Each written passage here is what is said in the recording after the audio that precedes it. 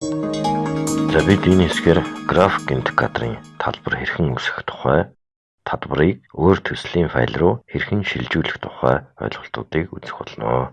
За эхлээд график индикаторын талбар хэрхэн үүсгэхийг үзье. Gantt chart харагдсан формат тав дээр тавшъя. Custom Fields icon дээр тавшиж байна. Custom Fields нэмэлт сонгонд төрлийг сонгохдоо duration гэсэн сонголтыг хийж өгье. За duration нэг мөрийг сонголоо. Values to display хэсэгт graphical indicators төлөвийг идэвхжүүлж тавшнаа. Test for duration нэг багны эхний мөр дээр тавшаад is less than буюу үүнээс бага гэсэн функцийг сонгож өгч байна. Value баганд 1 өдөр буюу one day гэсэн үгийг бичиж өгье. Image баганд ямар өнгийн тэмдэгтэр тэмдэглэхийг зааж өглөө. За бид нэр оранж буюу удалбар шаргал дугуйг сонгож байна. За хоёр дахь мөрөнд is greater than or equal to гэсэн төлөвийг сонгоё. Үүнээс их эсвэл тэнцүү гэсэн функцийг сонгож өгч байна. Value баганд 1 өдөр гээд за тэр хойдлын image баганд ногоон дугуйг сонгож өгье. Octave-чийг тавшлаа. Duration 1 гэсэн нэрийг duration test буюу үргэлжлэх хугацаа гэж монголоор бичиж өгье. Octave-шийг тавшихаас өмнө формула тавч дээр тавшаад үргэлжлэх хугацаа тэнцүү гэсэн хэсэгт field дэлгэгдэх цэснээс duration гэсэн утгыг оруулж өгөөд Octave-чийг тавшлаа. За дахиад Octave-чийг тавшаад task name буюу ажлын нэр багны өмнө шинэ нэр баг нь үүсгэе. Сая үүсгэсэн үргэлжлэх хугацаа гэсэн мөрийг сонгож өгч байна. За олбор шар тэмдгүүд 1 өдрөөс доош үргэлжилттэй ажлуудыг тэмдэглэсэн байна. 1 өдрөөс дээш эсвэл 1 өдөртөө тэнцүү үргэлжилттэй ажлуудын өмнө ногоон дугуйгаар тэмдэглэгдсэн байна.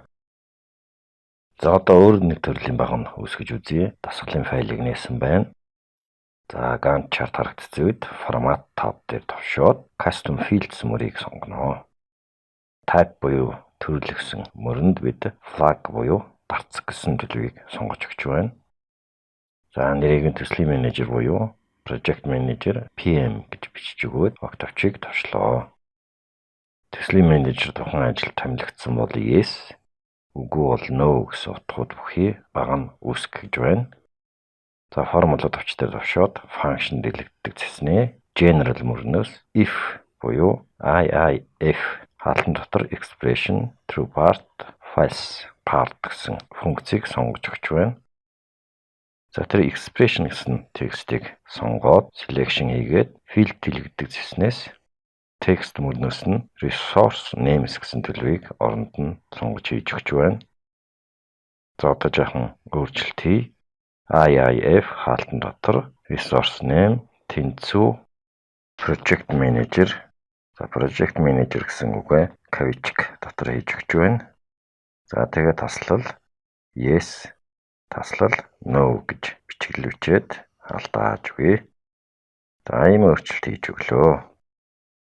За ингээд ийм өөрчлөлт хийсний дараа Octave-чийг тавшлаа. За одоо шинээр төслийн менежер гэсэн багныг үүсгэж өгье.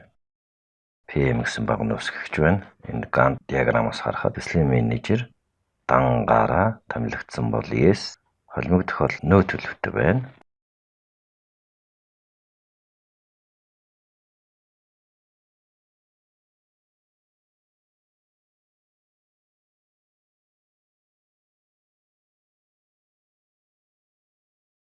Холимогдох бодолд yes төлөвтэй болгохын тулд за буцаад бид нар Custom Fields icon дээр тавшъя. Формула тавч дээр тавшлаа. Тэнцүү тэмдгийг like гэсэн утгаар сольж өгье. За like гэж бичиж өгч байна. За project manager гэсэн үгийн хоёр талд од тэмдэгт оруулж өгөх ёстой. За оруулж өгөөд Octave-чийг тавшлаа. За одоо харъя. Төслийн менежер оролцсон л бол yes гэсэн төлөвүүд байна. За энд Gantt диаграм дээр bar буюу зураасыг өөрчилж өгье. Gantt диаграмын хоос хэсэг дээр маусны баруун тавчийг тавшаад bar styles гэсэн мөрийг сонгоно. Энд insert row гэсэн тавч дээр тавшиж төслийн менежер PM гэж бичиж өгөөд харагдцыг нь чирнэлэн ягаан өнгөөр болгож өгч байна.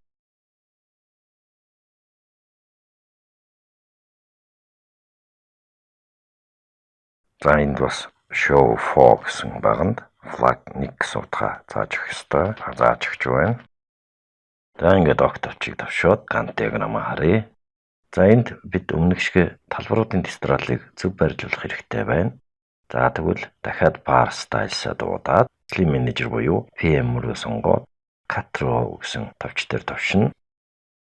За тэгээд хамгийн доотлын мөрний тэнд аваачаад paste хийлээ. Октавчийг давшлаа. За одоо харъя. Project Manager буюу PM оролцсон баарууд бүгд чернэлийн ягаан өнгөтэй болжээ.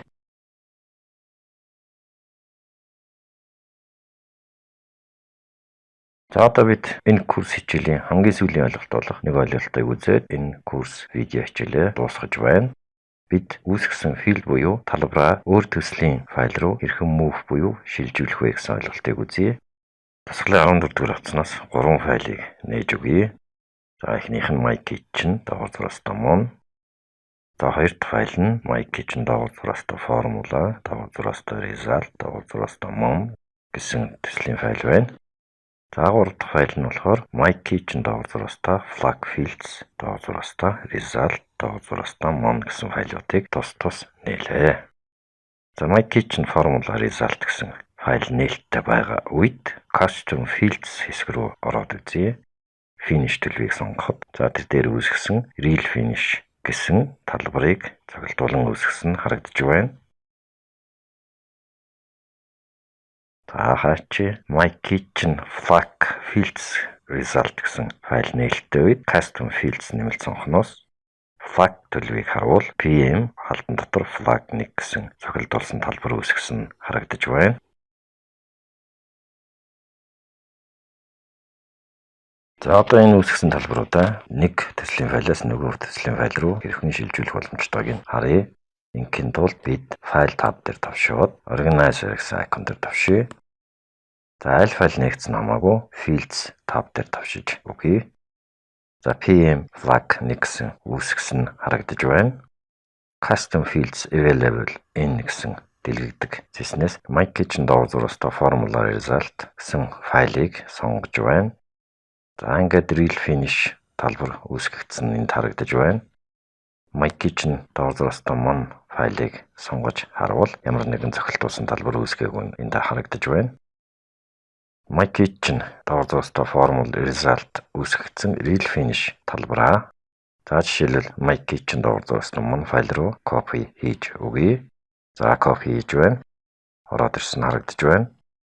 За одоо real finish талбараа MyKitchen доогуур хийж mon файл руу бас шилжүүлж copy хийж болж байна.